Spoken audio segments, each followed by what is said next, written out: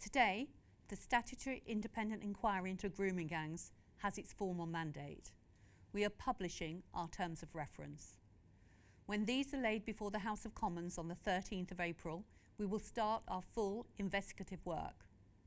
And I want to be clear from the outset about what this means and what we intend to do with it. I'm joined today by my fellow panel members, Zoe Billingham, CBE, and Eleanor Kelly, CBE.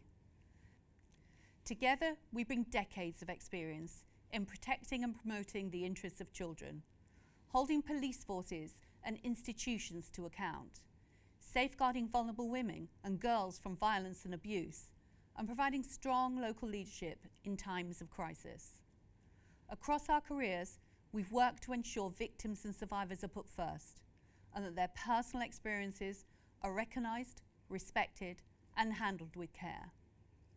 We've spent our working lives dedicated to improving the systems that failed these vulnerable children. So let me start with the victims and survivors, with the children. Children across England and Wales were, and still are, sexually abused and exploited by grooming gangs. Raped, trafficked, threatened into silence, that is not disputed.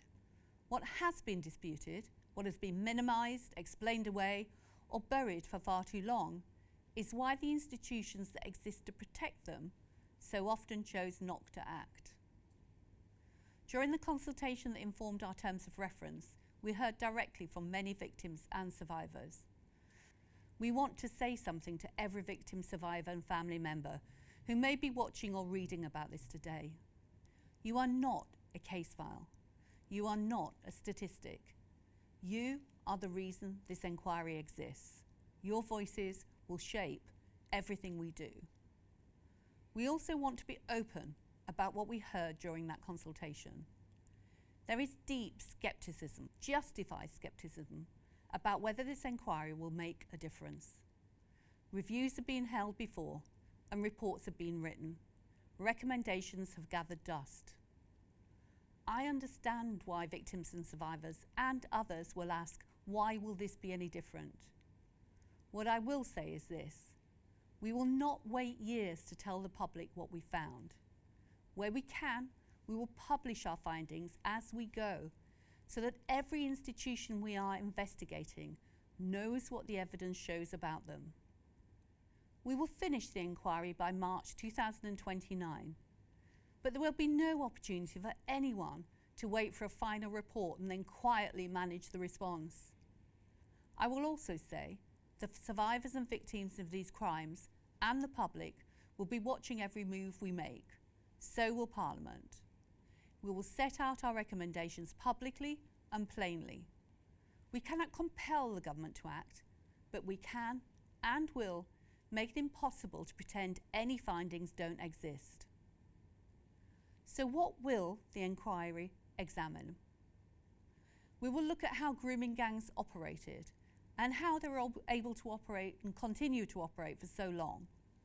We'll examine what police forces knew and what they did or did not do with that knowledge. We will look at local authorities, health, social care systems and schools.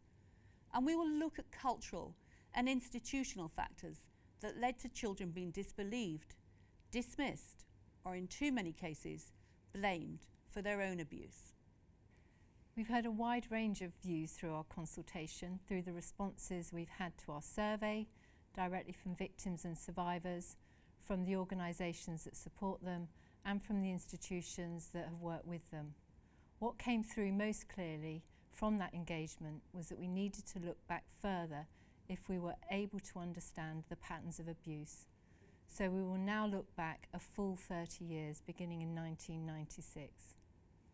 It was also clear that we needed to look at ethnicity, culture and religion, not just through the lens of how the state responds, but also the role they might play as drivers of abuse. We've heard that the need for accountability of both institutions and of individuals was necessary, as was the need to ensure that all criminal evidence could be passed to Operation Beacon Port, ensuring that institutions will not be left to investigate themselves. We've made changes to the terms of reference to address those points. I wanted to address one of those factors directly. In many cases, previous reports have found perpetrators were men from specific ethnic and religious backgrounds. We will not shy away from investigating any factor that led to the abuse and exploitation of victims and survivors by grooming gangs. Let me be absolutely clear. This includes culture, ethnicity, and religion. We've heard that in some cases, police officers and officials were reluctant to act, reluctant to investigate or to prosecute because of concerns about how it may look. If this were the case, those decisions have had devastating consequences. Children have paid the price for it. We will investigate any factor that contributed to patterns of abuse or to how and why authorities have failed victims and survivors. We will be led by the evidence. We will examine this directly, not to stigmatise any community, but where the evidence demands it and because victims and survivors deserve the truth. We will conduct local investigations across England and Wales. We have already agreed to investigate Oldham.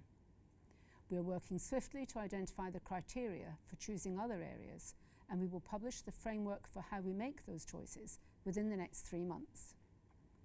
This inquiry is fully independent of government and of every institution we will examine.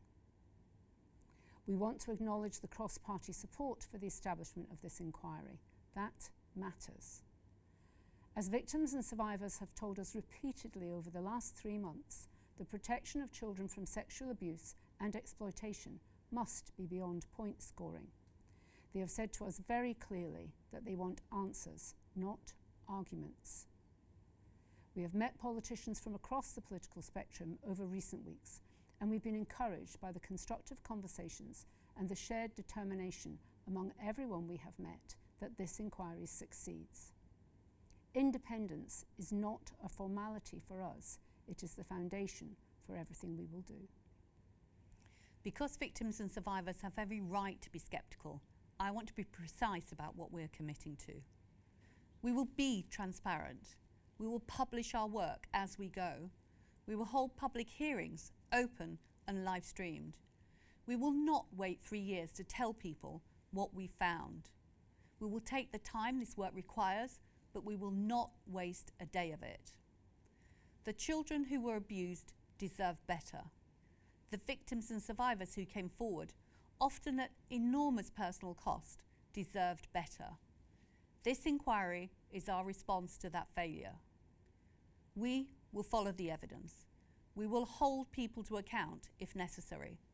And we will make recommendations that are serious, built to last, and if implemented, would ensure that we do everything possible to prevent these heinous crimes in the future, and importantly, deliver long overdue answers for victims and survivors. Thank you.